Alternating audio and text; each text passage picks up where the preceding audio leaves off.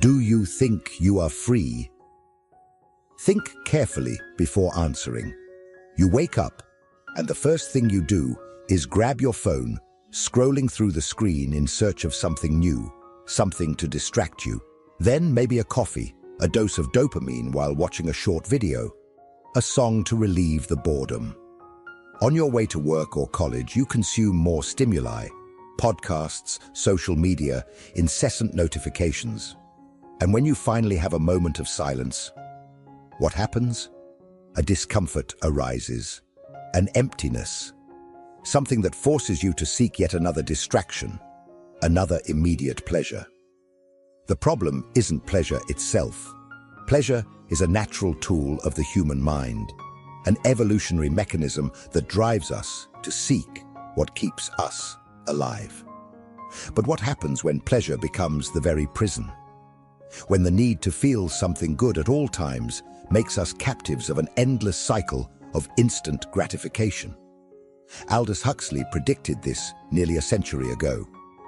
While George Orwell warned us of a future of brutal repression in 1984, Huxley had an even more frightening vision. A world where people wouldn't need to be forced to obey because they would be so entertained, so overwhelmed with pleasurable stimuli that they would never think of rebelling. A world where slavery wouldn't need chains, where people would love their servitude. Now look around you. What do you see? A society obsessed with entertainment, consuming pleasure without limits, seeking immediate relief for any discomfort. But what is the cost of this? Is this relentless pursuit of instant happiness truly liberating you, or keeping you trapped? In this video, we will explore how modern society conditions us to seek pleasure as a form of control, and why this dependency may be transforming you into something you never imagined, a voluntary slave. If you think you're in control of your own mind, you better keep watching, because maybe, just maybe, you will discover that you never were. The perfect slavery needs no chains. It does not require torture, threats, or constant surveillance. It only needs something simple, yet devastatingly effective: pleasure. When pleasure becomes the center of existence, servitude disguises itself as freedom. And this is exactly what Huxley predicted in Brave New World. Imagine a world where people question nothing because they are constantly entertained, where the search for meaning is replaced by the consumption of cheap distractions, where pleasure is not a choice, but an imposition. In his dystopia, Huxley created a society where individuals are conditioned from birth to avoid anything that generates discomfort. Whenever a negative feeling arises, an unease or an existential doubt, the solution is at hand: a dose of soma, the perfect drug that keeps everyone anesthetized and docile. But is this world really fiction?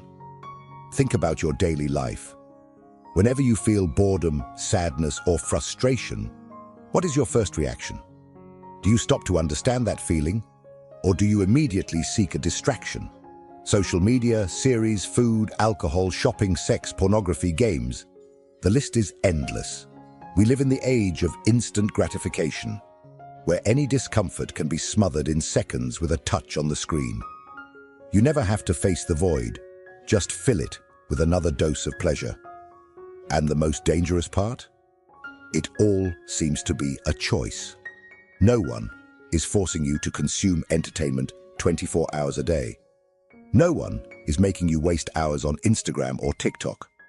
No one is pointing a gun to your head and saying, "Buy this, eat that, keep scrolling."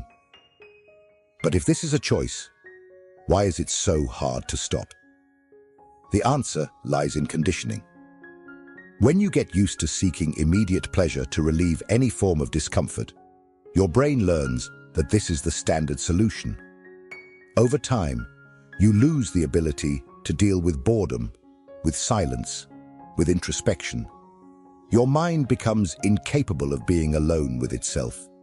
And without realizing it, you become exactly what Huxley predicted: a happy servant imprisoned not by force, but by pleasure. But why does this happen? How does conditioning teach us to avoid any critical thinking and keep us trapped in this addictive cycle? This is what we will explore in the next part. If this content is making sense to you, click the subscribe button and subscribe to the channel. Thank you for your support. Have you ever wondered why it is so hard to stop? Why, even knowing that you should focus on something productive, your hand automatically glides to your phone. Your brain begs for a new notification, a new video, a new stimulus. This doesn't happen by chance. You have been trained for it. From the moment we are born, we are conditioned to avoid discomfort at all costs. The educational system does not teach us to think critically, but to repeat information. The job market programs us to produce, not to reflect. And the culture of entertainment delivers constant distractions so that we never stop to question the world around us. The sum of all this creates a society where the real threat is not an authoritarian government prohibiting freedom of expression, but a system that makes us completely lose interest in seeking it. Huxley understood this better than anyone. In Brave New World, citizens did not need to be brutally repressed. They were taught to love their own slavery. From childhood, they were subjected to processes of hypnopedia, messages repeated during sleep, shaping their beliefs without them realizing it. Phrases like, "everyone belongs to everyone," and "a gram of soma solves everything," were etched into their minds to ensure they never questioned anything. They grew up believing that happiness lay in conformity, in avoiding any deep thought, in fleeing from any shadow of suffering. Now think about how this reflects in our reality. Today's conditioning does not happen through hypnopedia, but through social media algorithms, corporate marketing, and the flood of stimuli that shape your behavior without you noticing. Every time you receive a notification, your brain releases dopamine. Every time a short video delivers a new piece of information effortlessly, you get used to not having to think for yourself. And every time you are rewarded for conforming, whether through likes, social validation, or immediate pleasures, you reinforce the idea that this is the right path. The effect of this? An entire generation of people incapable of being alone with their own thoughts, incapable of dealing with discomfort, incapable of questioning the system because they have simply lost the habit of thinking critically. In the end, a dictatorship is not needed to control the masses when they themselves reject any idea that requires mental effort. But this rejection of critical thinking comes at a price. When we avoid discomfort at all costs, we end up becoming more fragile, more manipulable, more vulnerable. Constant pleasure weakens us, and manufactured happiness can turn us into increasingly passive beings. But how does this happen? How can the promise of a world without pain lead us to complete submission? This is what we will explore in the next part. Imagine a world where no one suffers, where all pains are quickly erased, where there is no sadness, frustration, or anxiety. It seems like paradise, right? But now, look closer. What happens to someone who never faces difficulties? What happens to an entire society programmed to avoid any discomfort? The answer is simple. It becomes weak. Huxley understood this trap with chilling clarity. In Brave New World, happiness was guaranteed by the constant consumption of soma, the perfect drug. No side effects, no risks, just immediate pleasure. But what did this happiness really mean? It meant that no one knew how to deal with pain, frustration, or even their own consciousness. Any uncomfortable thought was dissolved in a chemical dose of comfort. Life was an endless sequence of superficial pleasures, sex, entertainment, consumption, and anything that deviated from this pattern was seen as a threat. Now look around you. The modern world may not have soma, but it has its own versions. Social media that offers instant doses of validation, dating apps that eliminate the fear of rejection, algorithms that deliver exactly what we want before we even know we want it. Everything designed to eliminate any discomfort, any gap, any need for effort. But this constant escape from pain comes at a cost, and that cost is our own psychological strength. The brutal truth is that pain has a purpose. Suffering shapes resilience. Frustration teaches us to grow. Difficulty forces us to evolve. But when everything is softened, when all challenges are avoided, we become increasingly fragile. Today, any discomfort feels unbearable. Small failures become existential crises. Minor conflicts seem like catastrophes. Anything that requires patience or effort is discarded because we have been conditioned to seek the easiest path, immediate pleasure, quick solutions. And this makes us easier to control. A society of strong, resilient individuals who accept discomfort and learn from it will never be docile. It will never accept living under a system that limits its freedom.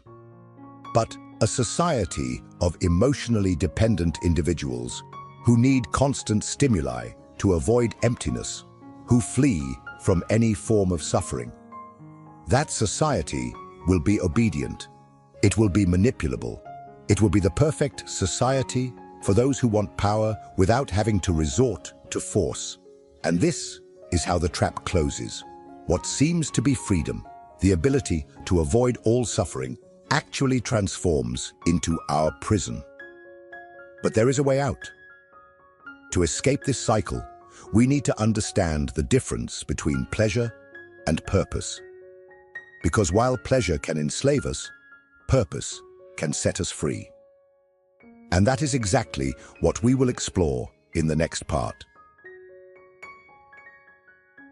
What are you really seeking in life?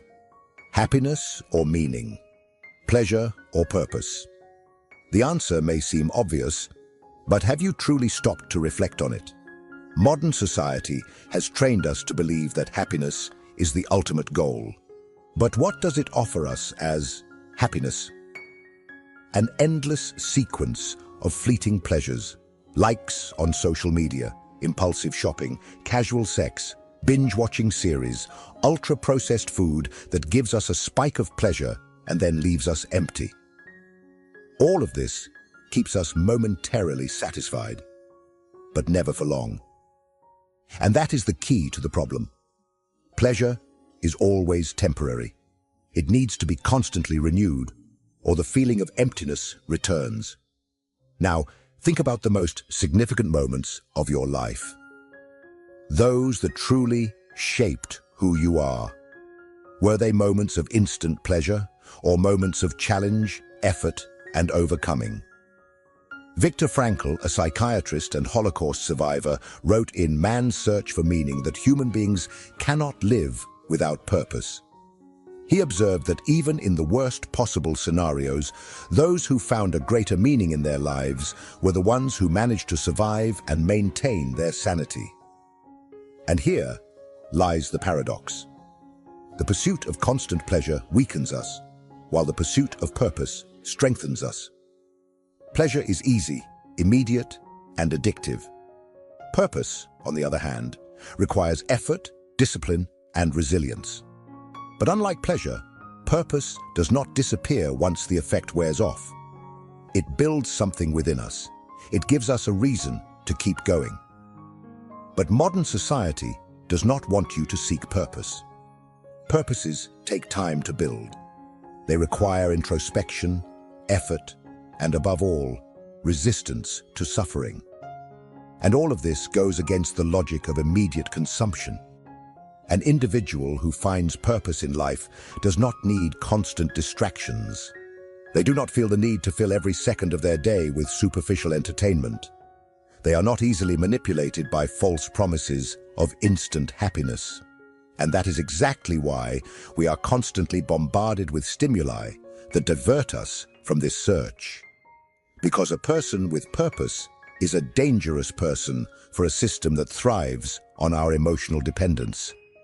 So, if you feel that something is missing in your life, perhaps the answer is not more pleasure, but less. Perhaps the path is not to seek more distractions, but to eliminate the excess of them. And the question you need to ask yourself is, what truly moves you? What makes you get out of bed in the morning? Are you living off disposable pleasures, or are you building something that really matters? But how do you escape this trap? How do you break the cycle and regain autonomy over your own mind? That is what we will uncover in the next part. Now that you understand how the relentless pursuit of pleasure can keep you trapped, the most important question arises: how do you escape this trap? How do you regain control of your own mind in a world that does everything to keep you distracted, doped, and emotionally dependent?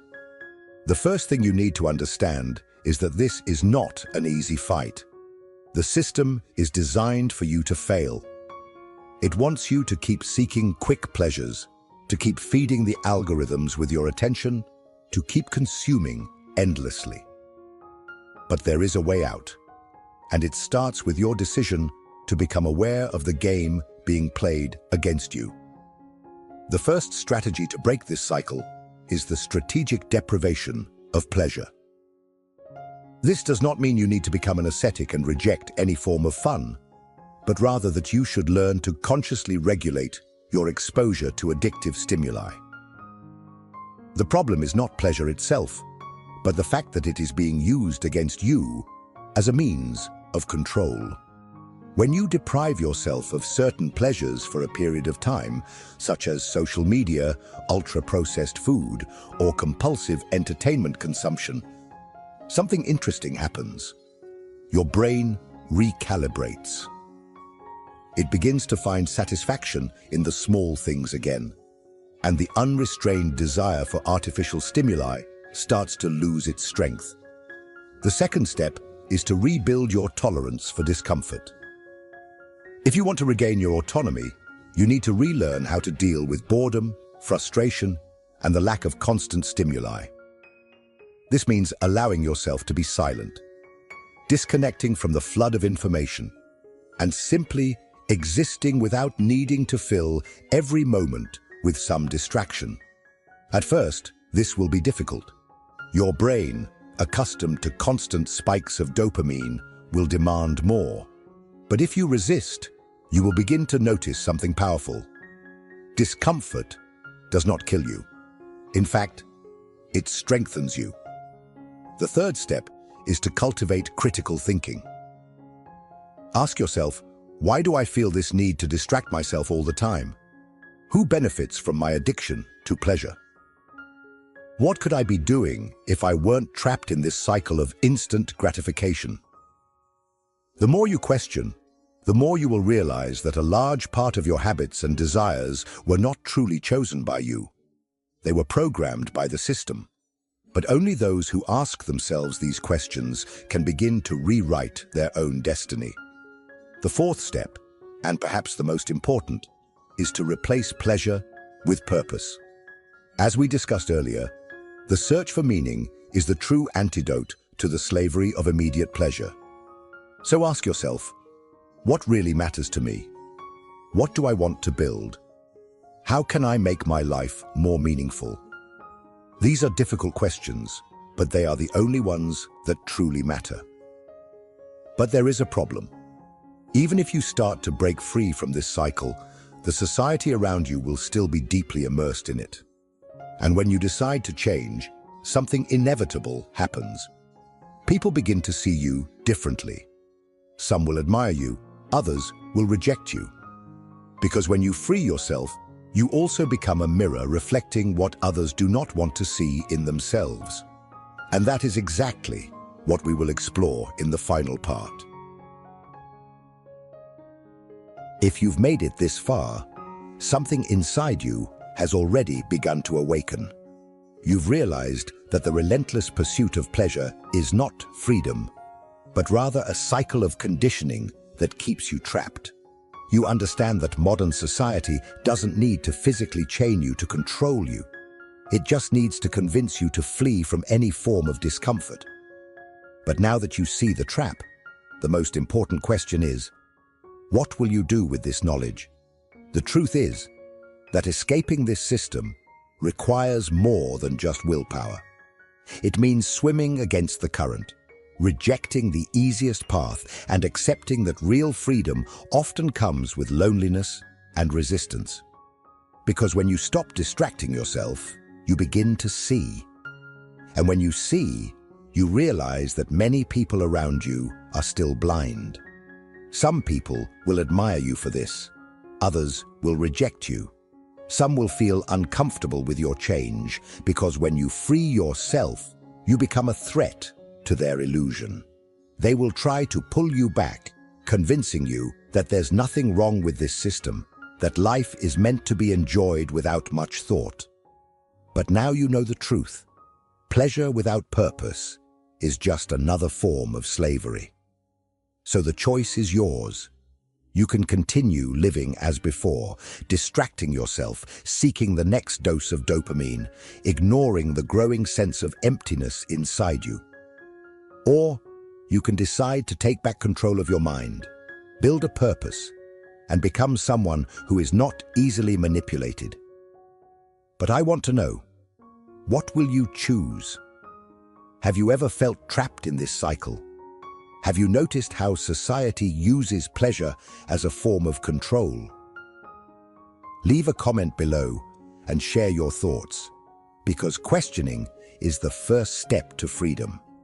And if this video has made you see the world differently, don't forget to like and subscribe to the channel.